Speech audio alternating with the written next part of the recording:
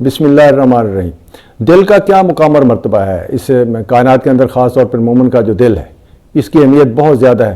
چاروں آسمانی کتب میں دل کا تذکرہ کسی نہ کسی حیثیت سے مختلف جگہوں پہ آیا ہے، تو اس کو کہیں تشبیہ اور استعارے کے طور پر لیا گیا ہے، کہیں ایک عضو رئیس کے طور پر لیا گیا ہے۔ یہ جسم کا حکمران ہے، تو یہاں خواہشات کی دنیا آباد ہے، یہیں سے ہی فیصلے ہوتے ہیں۔ تو اللہ تعالیٰ کی جو روح ہے یہ پھونکنے کے نتیجے میں یہ دل جو ہے نا حرکت میں آیا ہے، اور یہ ہمارے شعر و ادب کا جو ہے نا یہ منبع قرار پا گیا۔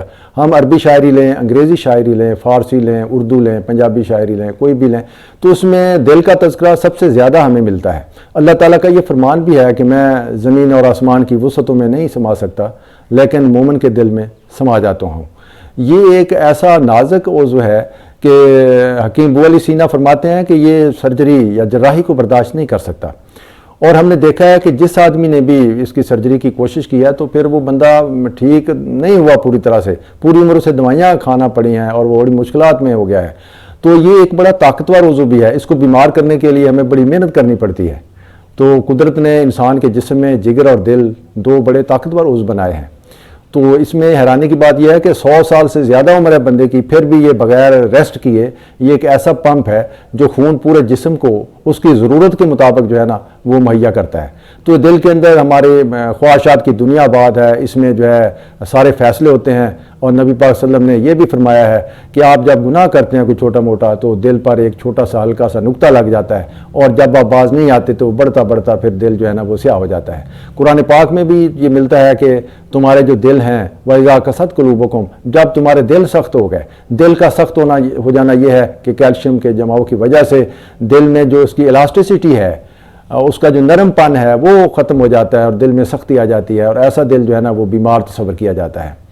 تو ابو علی سینا کہہ رہے ہیں کہ یہ جو ہے نا دل ایسا عضو ہے کہ جو سرجری برداشت نہیں کر سکتا، اور اس میں یہ ہے کہ اس کے ساتھ عدم شرافت، عدم امانت، عدم دیانت کا سلوک نہیں کیا جا سکتا، یہ متاثر ہو جاتا ہے، یہ بڑی حساس چیز ہے۔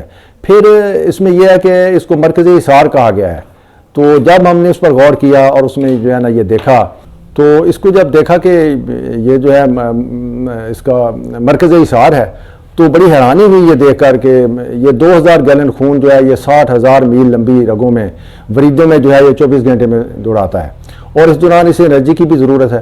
تو یہ اگر چاہے تو خون کی جو انرجی ہے وافر مقدار میں استعمال کر سکتا ہے۔ تو چونکہ یہ عضو رئیس ہے، اس نے نظام چلانا ہے، تو یہ اثار کرتا ہے، یہ صرف 11% انرجی جو ہے نا یہ لیتا ہے، باقی 89% جو ہے انرجی جو ہے نا وہ جسم کو جو ہے یہ مہیا کرتا ہے۔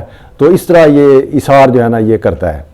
تو دل جو ہے یہ پورے جسم کے لیے ایک کنٹرولر بھی ہے، اور جسم جو ہے اسی کی وجہ سے جو ہے چلتا ہے۔ دماغ جو ہے یہ بھی اس کا محتاج ہے، یعنی اگر یہ 1.5 یا 2 منٹ تک خون مہیا نہ کرے دماغ کو تو دماغ اپنا کام چھوڑ جائے گا۔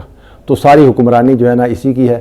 تو اس کو تندرست رکھنے کے لیے یہ بھی ہمیں واضح ہدایات دی ہیں نبی پاک صلی اللہ علیہ وسلم نے، کہ اللہ تعالیٰ نے قرآن پاک میں فرمایا ہے کہ اطمینان قلب کا ذریعہ جو ہے نا یہی ہے کہ الا بذکر اللہ تطمئن القلوب، کہ خبردار ہو جاؤ کہ بے شک اللہ کا ذکر جو ہے یہ دلوں کو سکون دیتا ہے۔ تو اس کو روحانی قوت بڑھانے کے لیے اللہ کا ذکر ضروری ہے۔ تو وہ جو علامہ اقبال نے کہا ہے کہ دل مردہ دل یہی ہے، اسے زندہ کر دوبارہ، کہ یہی ہے امتوں کے مرض کوہن کا تارا، یعنی جو کرونک امراض ہیں اس کا یہ مطلب یہ ہے۔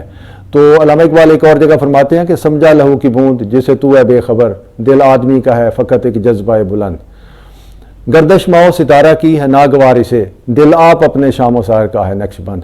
تو دلوں کو اللہ کے ذکر سے آباد کرنا ہے، تو جب دل صحیح ہوگا تو انشاءاللہ باقی معاملات بھی ٹھیک ہو جائیں گے۔